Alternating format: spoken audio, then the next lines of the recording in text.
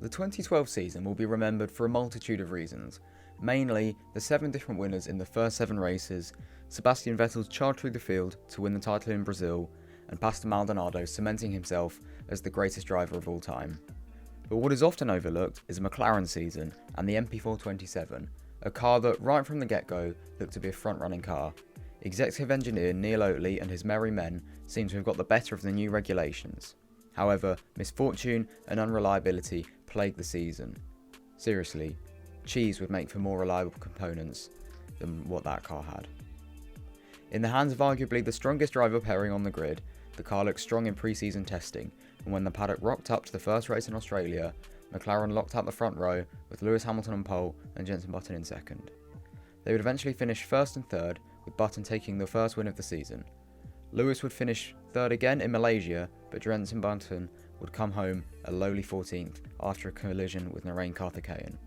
China was a better affair for the team, with Button finishing second and Hamilton making it 3 thirds in 3 races. Bahrain was a race to forget, however, as Lewis would start second but finish 8th after blunders at 2 of his pit stops. Meanwhile, Button would retire on lap 55 when his differential decided it didn't want to function anymore. Spain was another poor show, as both cars found themselves off the pace for no real reason, Lewis heading Jenson as they finished 8th and 9th. Lewis finished 5th in Monaco, with Jenson retiring due to a puncture, but the next race in Canada was better. For Lewis at least. Hamilton won the race, becoming the 7th winner in the first 7 races, while Button, 16th, a lap down after starting 10th, having lost track time on Friday due to a gearbox failure. The team collected just 9 points across the European and British Grand Prix, which saw them slump from 2nd to 5th in the constructors' standings. Things needed to change. There was no way the MP427 was the 5th best car. So the team decided to bring in upgrades ahead of the German Grand Prix. However, the potential of these upgrades wouldn't be seen in Germany, as the cars qualified 7th and 8th. Button would eventually finish second, but Lewis was forced to retire on lap 56 due to damage sustained from a puncture he received on lap 2. But then McLaren would win the following 3 races in Hungary, Belgium and Italy. The upgrade seemed to have worked.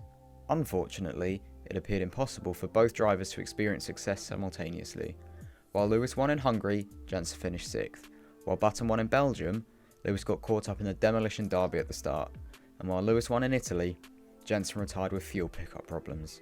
Now, I'm not an engineer, so I have no idea what fuel pickup problems means, but hey ho. The following race in Singapore would be the first of 3 times Lewis would retire from a comfortable lead of a race, when his gearbox gave up after 22 laps. A chance of 4 wins in a row for McLaren went down a Singaporean drain. The only consolation would be Button finishing second. A mediocre result of 4th and 5th in Japan preceded a torrid racing career. Jenson got caught up in Kamui Kobayashi and Nico Rosberg's accident on lap 1, and Hamilton had to drag the car to 10th after a rear anti-roll bar broke. The 4th and 5th in Japan were replicated in India before reliability gremlins struck once again in Abu Dhabi.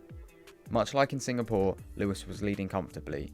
That was until his fuel pressure went on holiday, forcing him to retire. The season would end on a relatively positive note, as Lewis would win the US Grand Prix and Jenson would win the finale in Brazil, as Lewis was punted out by the man who's allergic to podiums.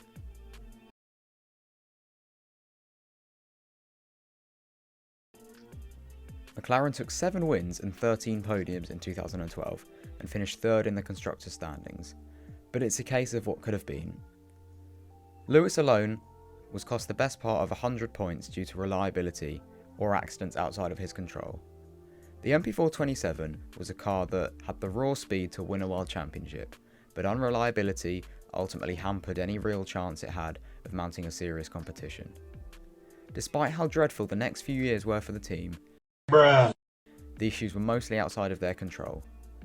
But the amount of speed and potential the MP427 had compared to how the season went means that in a way, it was McLaren's biggest failure.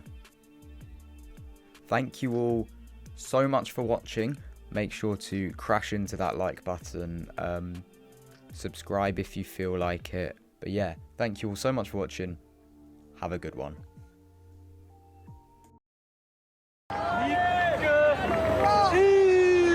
Get there!